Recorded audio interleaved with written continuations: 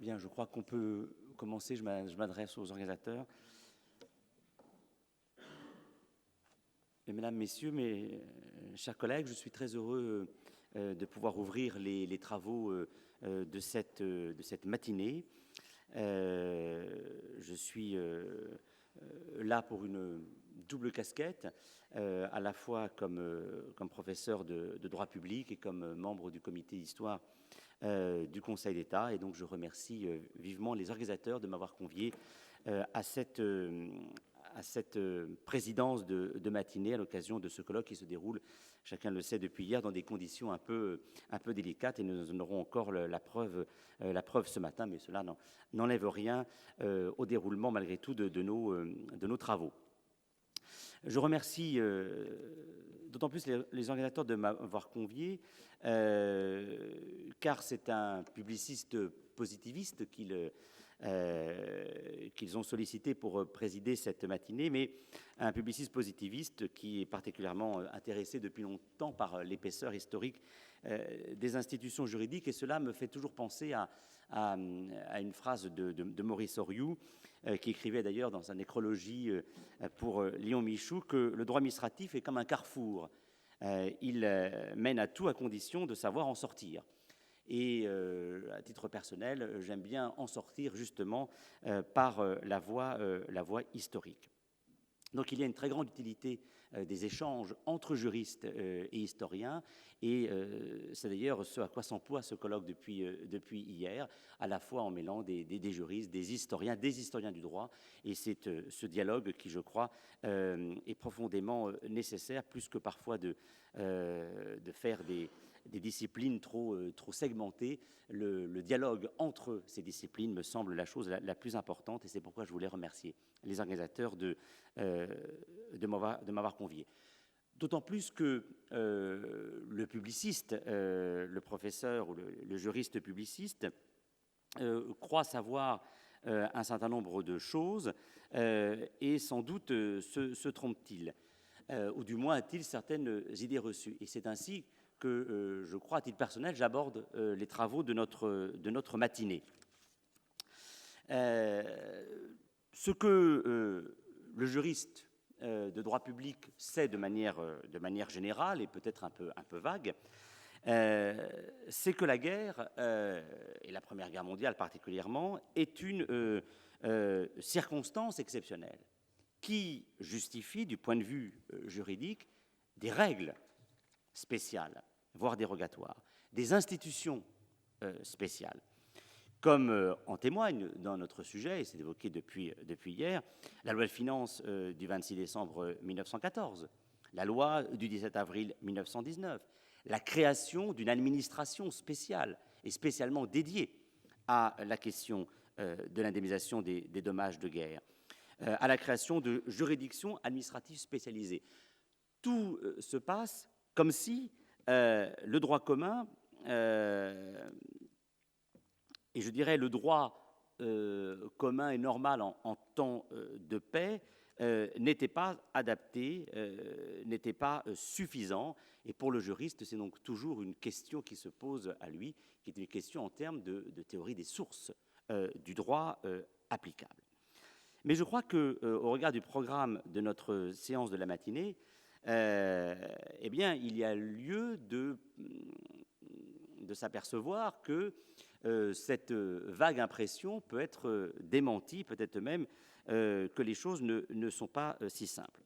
C'est pourquoi, dans notre matinée, notamment, le professeur Jean-Louis Alpérin nous parlera sans doute de l'esprit des lois, ce que j'appellerais même plutôt l'état d'esprit du droit français, droit public d'ailleurs comme droit public.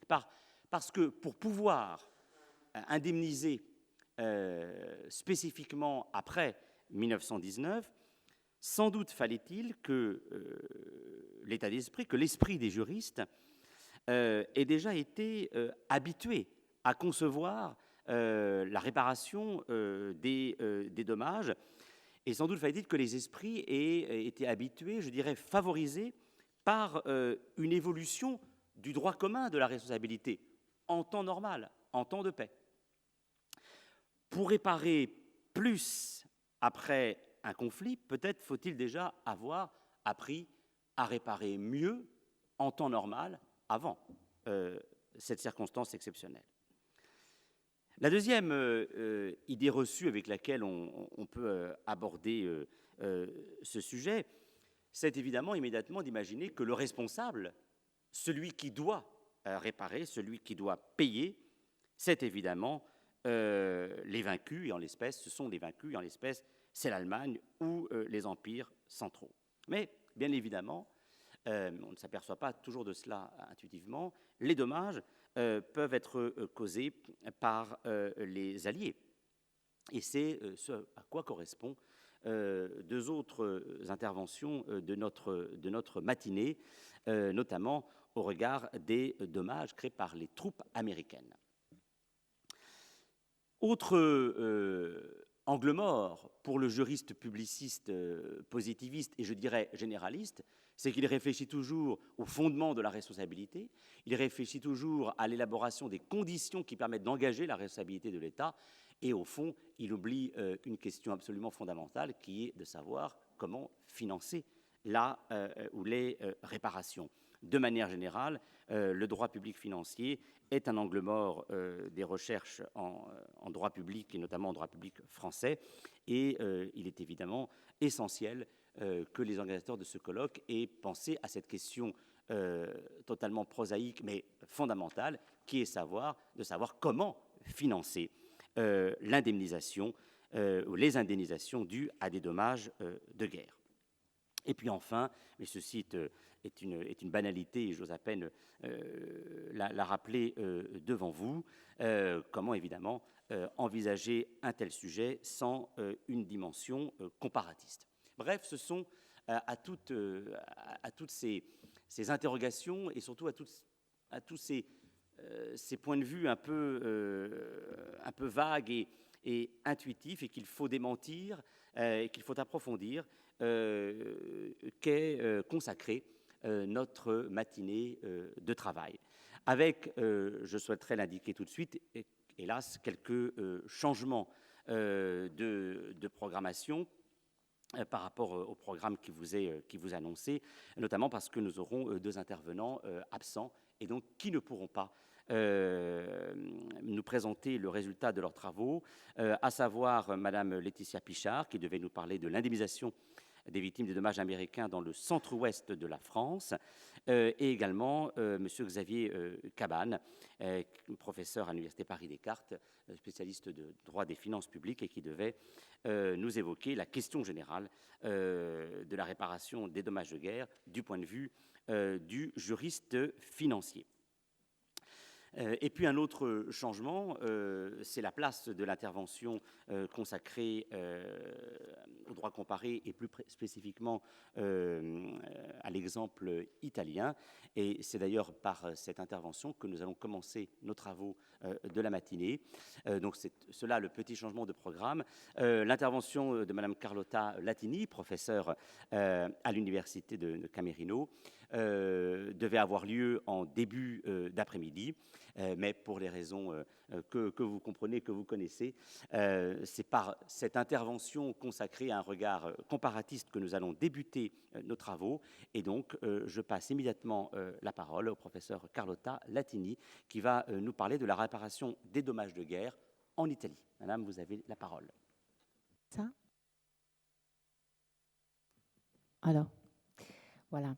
Bonjour, merci pour cette invitation à tous. Et je vais parler aujourd'hui de la réparation des dommages de guerre, de l'unification de l'Italie à la Première Guerre mondiale.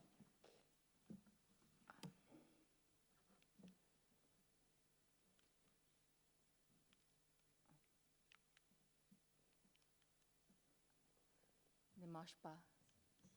Si. Et vous faites marcher comme ça. Voilà. Non, je vais marcher.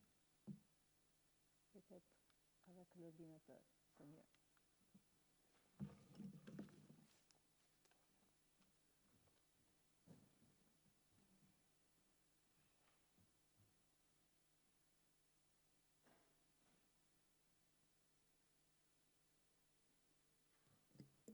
Alors, euh,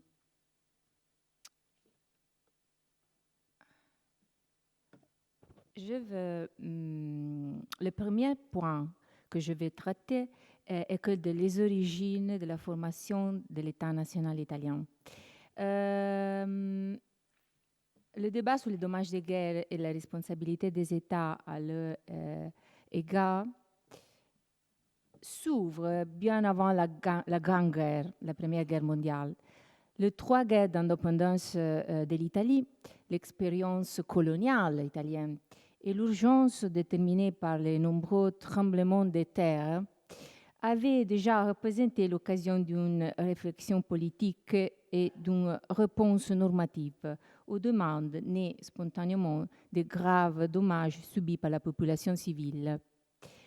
L'analogie entre tremblement de terre et la guerre a été confirmée par les recours fréquents, dans le premier cas, à des décrets de siège qui ont abouti à l'application de la loi martiale et étant une forte militarisation de la population. Comme on le verra, les mesures législatives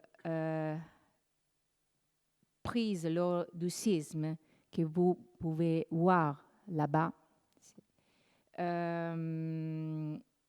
en faveur de la population civile dans l'occasion de le séisme à Messina et Reggio Calabria en 1908. Les mesures prises en faveur de la population civile pour sortir de l'épuisement économique et permettre sa reprise ont souvent causé des dommages aux autres. Il n'a pas été facile de concilier ces intérêts opposés, étant donné que d'une part, il y avait l'exercice d'un droit et d'autre part, il y avait un autre droit. Tous deux placés au même niveau, mais avec une plus grande importance des intérêts de l'État dans son ensemble, au niveau constitutionnel. Sur la question de la réparation des dommages de guerre, l'opinion publique s'est attendue dans le temps à presque tous les pays concernés en faveur du principe qui oblige l'État à indemniser les victimes. Ce n'est pas un principe privé, mais un principe fondé sur la responsabilité publique. Une obligation fondée sur la solidarité sociale.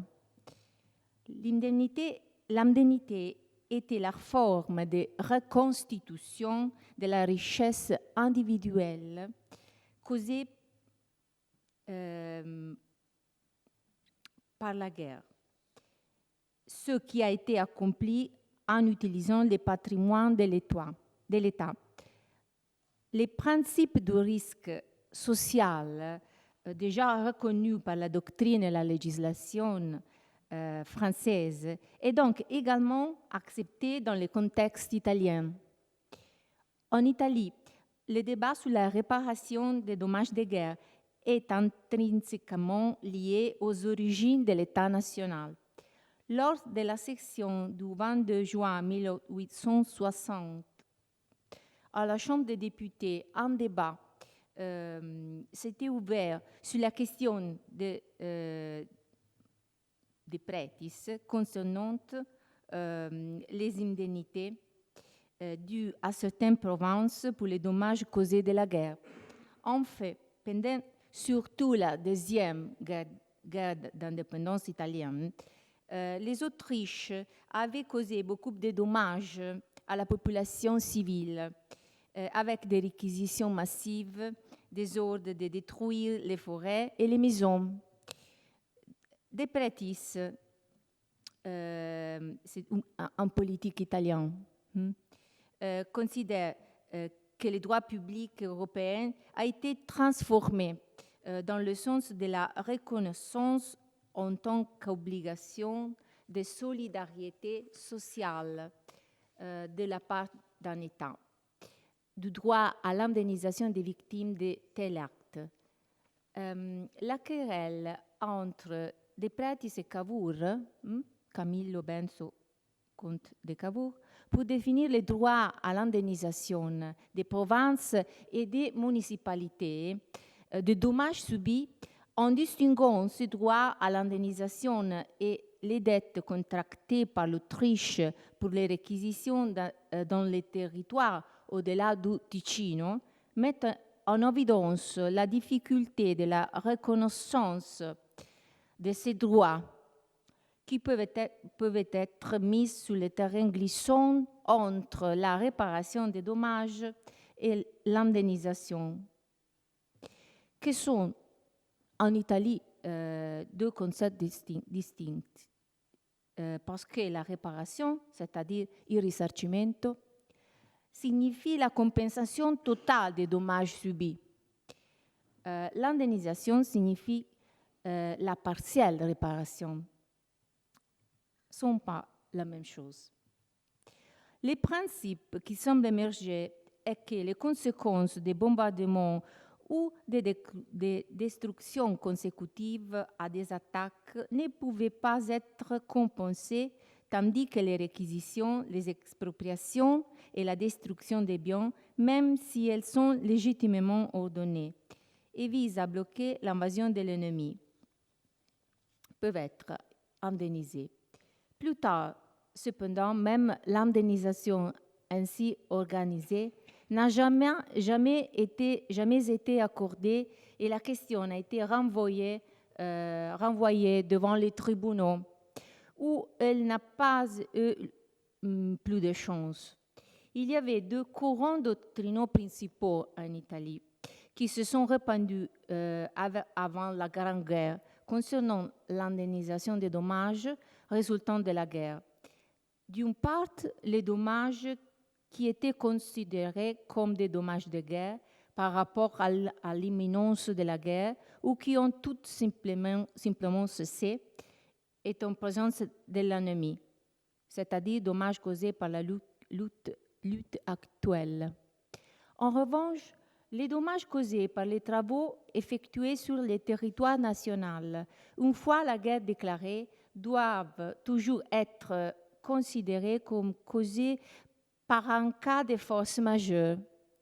Le point crucial de cette théorie était le recours à la force majeure qui, s'il n'y avait pas, étaient les dommages causés librement et par précaution dans l'intérêt général, légitimerait la demande d'indemnisation. Le deuxième point que je vais traiter est la guerre comme cause de force majeure.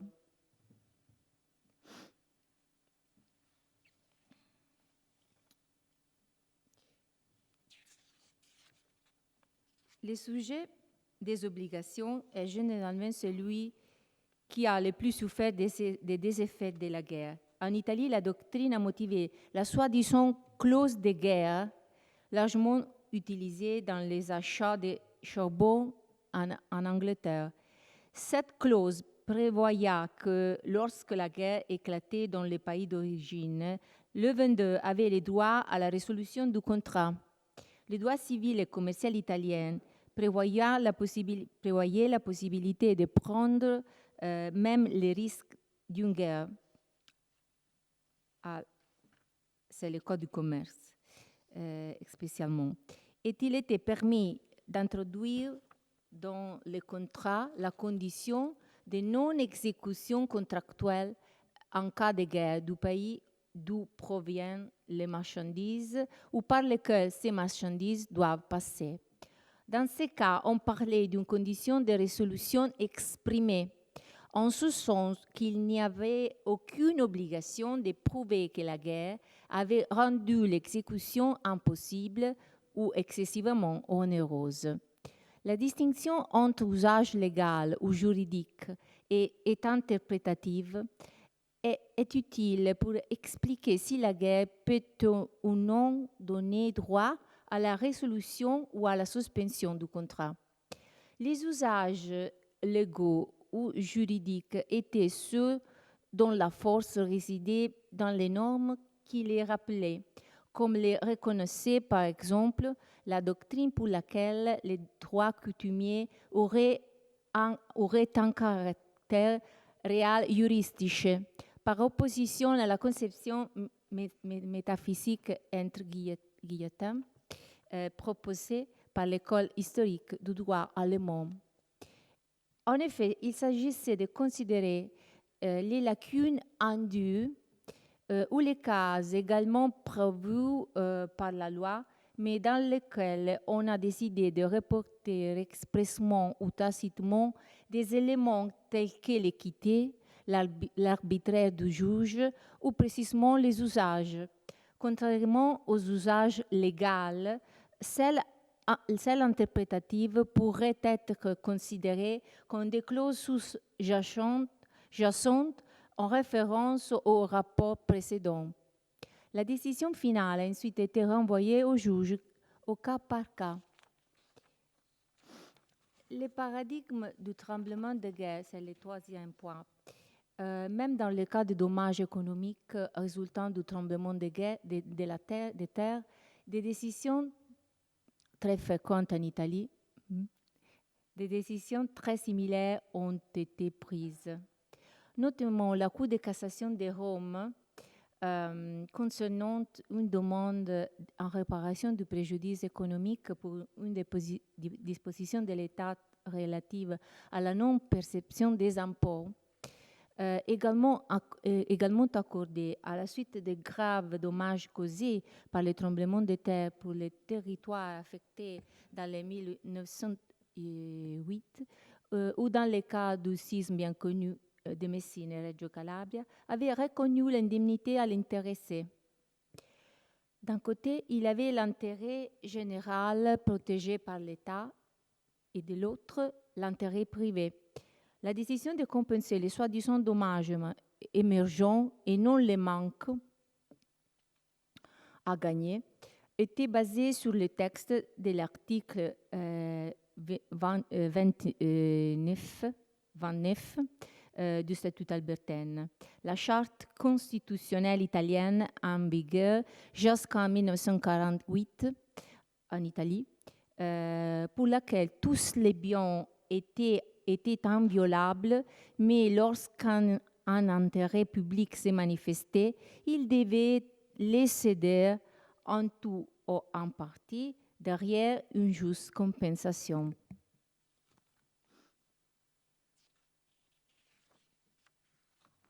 Le quatrième point que je vais traiter est l'expérience coloniale italienne. Voilà, c'est un périodique très, très fameux en Italie, La Stampa.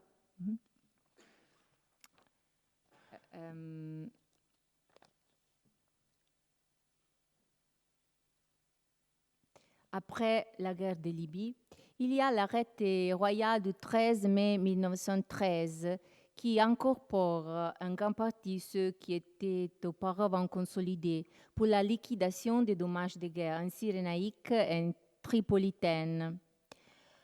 Par conséquent, aucune compensation ou réparation n'est reconnue pour les conséquences des actions de la guerre, mais uniquement pour les activités préparatoires. Il s'agit cependant de mesures de type colonial liées à une guerre de conquête sur un territoire non considéré comme patrie et impliquant des non-citoyens.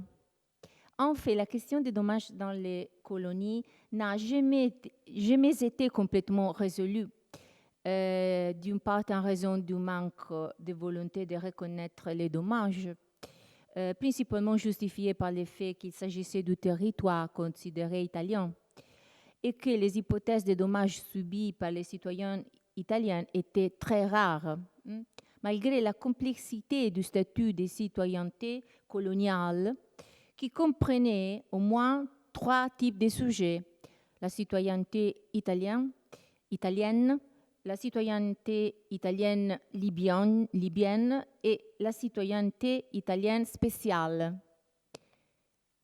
Ce n'est que récemment, comme on le sait, que le gouvernement italien a dû reconnaître une large compensation pour les dommages à la Libye, pour les dommages causés aux populations civiles, pour les camps de concentration, la torture, les déportations.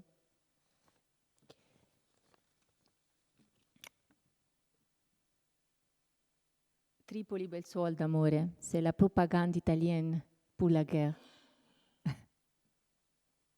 Les territoires de l'amour, je ne sais pas comment, comment traduire. Okay. C'est la Libye. Le cinquième point, c'est la Grande Guerre et le solidarisme. Avec la Première Guerre mondiale en Italie, des mesures sont prises qui vont dans deux directions principales.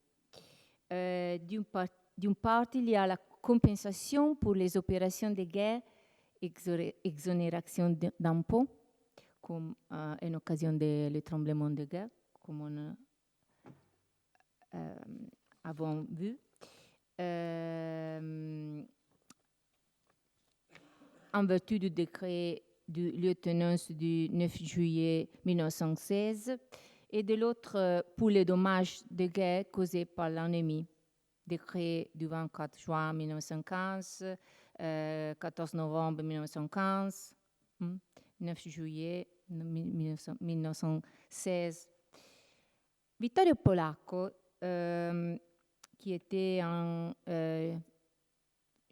important juriste italien, civiliste, président de la section 5e de la première sous-commission pour les questions juridiques de la Commission royale pour l'après-guerre, Commissione reale per il dopoguerra, pour la reconstruction de la richesse nationale dans les provinces envahies, commission nommée en 1918, a eu la même année une importante conférence au cercle juridique sur le sujet de l'indemnisation des dommages considérés en temps de solidarité sociale. À son avis, la solidarité sociale n'appartient pas seulement au monde de la morale, mais aussi au monde du droit. La loi est en fait faite pour la vie et réglemente l'homme dans le contexte social, pas l'homme dans l'abstrait, en théorie. Ainsi, le monde du droit est traversé par des changements importants, comme celui de la notion de responsabilité objective par négligence, un domaine dans lequel entre une notion de risque social complètement nouvelle.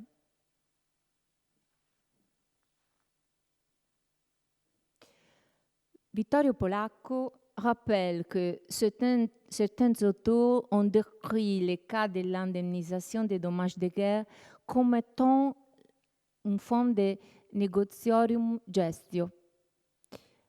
En réalité, pour Polacco, ce qui s'est passé s'est déjà produit en ce qui concerne les accidents du travail. Question restée en Italie longtemps dans le cadre d'une reconstruction en termes de culpabilité contractuelle ou aquilienne. Et il n'a pas totalement échappé à la dynamique de culpabilité jusqu'à ce qu'ont formé un concept différent de compensation, c'est-à-dire d'indemnisation en Italie.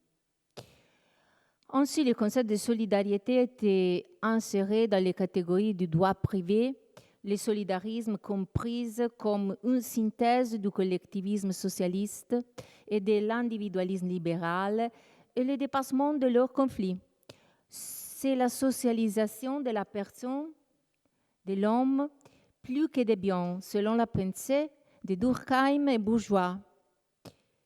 L'attrait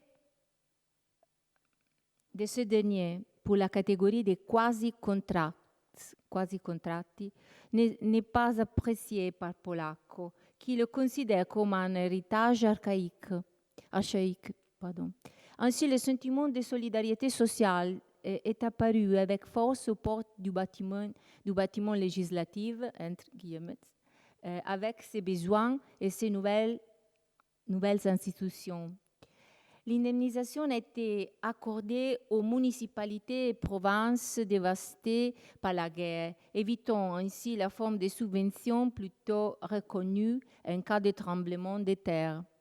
Selon Vittorio Polacco, même les sujets privés avaient droit à une telle compensation, pas seulement les municipalités et les provinces. Cela a notamment été reconnu pour les actes ennemis contraires aux droits de la guerre. Les dommages que tous les citoyens ont généralement subis pour des actes de guerre ne doivent pas être indemnisés. La réparation n'a été reconnue que sous certaines conditions. Pour le remboursement des biens immobiliers, il était jugé nécessaire de les remployer, tandis que pour les biens meubles, les dommages devaient être entièrement indemnisés lorsque les biens endommagés faisaient partie d'une entreprise. Les événements de la section 5e de la Commission pour l'après-guerre montrent les difficultés à obtenir la reconnaissance d'un droit à la réparation contre l'État italien. Face à la nouvelle d'un décret-loi sur le point d'être publié, en contraste total avec les demandes de l'autre commissaire des réfugiés et de la même section 5e de la commission pour l'après-guerre a annoncé sa démission. En effet, ce décret, au lieu de présenter les caractéristiques d'une compensation comme une obligation légale, proposait une intervention de l'État italien à caractère caritatif et volontaire. Des traces de ces sentiments nationaux se retrouvent dans la législation sur les dommages de guerre. L'indemnisation était donc qualifiée comme droit envers l'État, bien qu'elle ne soit pas comparable à celle découlant du damnum injuria datum, car elle ne peut en fait imputer à l'État la responsabilité de la déclaration de guerre. Le décret du lieutenant du 8 juin 1918 reconnaissait les droits à la réparation enfant, les droits à la réparation des dommages de guerre dans les limites et selon les modalités établies ultérieurement pour restaurer la richesse nationale. Le droit à l'indemnisation était accordé aux citoyens italiens ou aux sujets coloniaux. Il était considéré comme un dommage indemnisable, par exemple la mort d'une personne apte au travail ou la réduction permanente de la capacité de travail dans une mesure non inférieure aux 20% si le dommage n'était pas la conséquence des prestations de services militaires ou autres services obligatoires. Dans les cas des biens détériorés, le droit à la réparation dépend de l'obligation d'utiliser les sommes pour restaurer ces biens. Les jugements sur l'évaluation des dommages, sur le paiement de l'indemnité et sur les litiges relatifs étaient de responsabilité d'une commission spéciale composée d'un magistrat et deux experts. En appel devant le tribunal des dommages de guerre, on pourrait faire contre les décisions de la commission. En général, déjà avant la fin de la guerre, la doctrine était orientée vers la pleine compatibilité entre un acte gouvernemental légitime et l'obligation de verser une indemnisation, ou en tout cas une réparation. De même, on pensait que l'État ennemi était responsable des dommages causés, pas des incendies, des dévastations, des meurtres, avec une obligation relative de payer une compensation. En réalité, la législation parle toujours de réparation, mais peut-être dans le sens, je crois, d'une indemnisation. Et à partir du décret loi du 24 juin 1915, il est établi que les citoyens endommagés auraient être indemnisés avec les recours au dépôt des gendarmes de jeunes, également selon qu'établi par un autre décret-loi. Si le fonds n'était pas suffisant, il établit qu'on pourrait utiliser les bateaux marchands ennemis selon l'article 4 du décret du 30 mai 1915. Il y a beaucoup de décrets-lois selon lesquels il y a établi les principes selon lesquels le droit à l'indemnisation est né et réponse à des dommages à la vie ou à la propriété des citoyens ou des sujets italiens résultant du bombardement.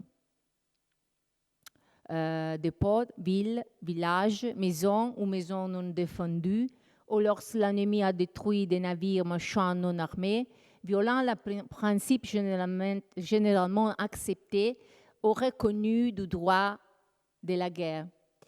Comme nous l'avons vu, il y a eu de nombreuses interventions législatives et de nombreuses controverses. Par exemple, malgré l'article 16 du test unique du 27 mars 1919 avait interdit la cession du droit à la réparation du dommage de guerre sans l'autorisation spéciale de la commission compétente, les nombreuses demandes présentées ont provoqué beaucoup de spéculations contre l'État, notamment avec le transfert du droit à la réparation pour la reconstruction des bâtiments.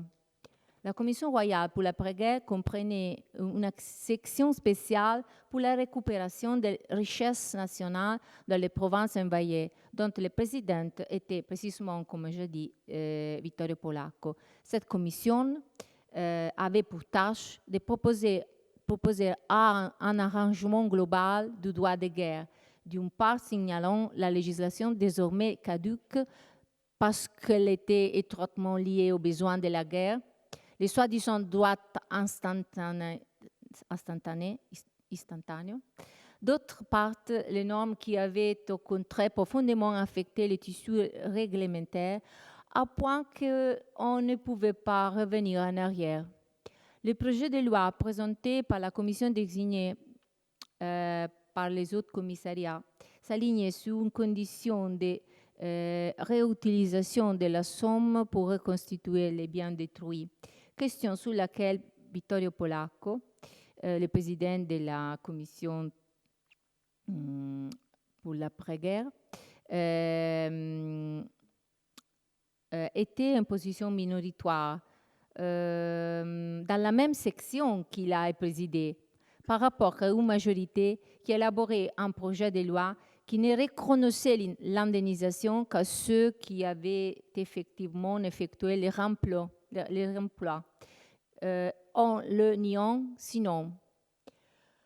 Et notre, il était nécessaire l'affrontement au niveau scientifique de la question de l'utilisation interchangeable des deux termes, indemnité et réparation, qui avaient plutôt des présupposés différents. Comme j'ai dit, l'indemnisation des dommages impliquerait pour certaines une liberté de réutilisation ou non de l'argent payé, alors que selon, par exemple, Francesco Carnelutti, l'application la plus correcte du principe d'indemnisation a consisté à rétablir le status quo ante. La même législation a fini par alimenter cet échange de mots, parlant de compensation, mais reconnaissant une indemnité. En conclusion, le débat sur l'indemnisation des dommages de guerre s'est poursuivi malgré de nombreuses interventions réglementaires. Merci. J'ai terminé.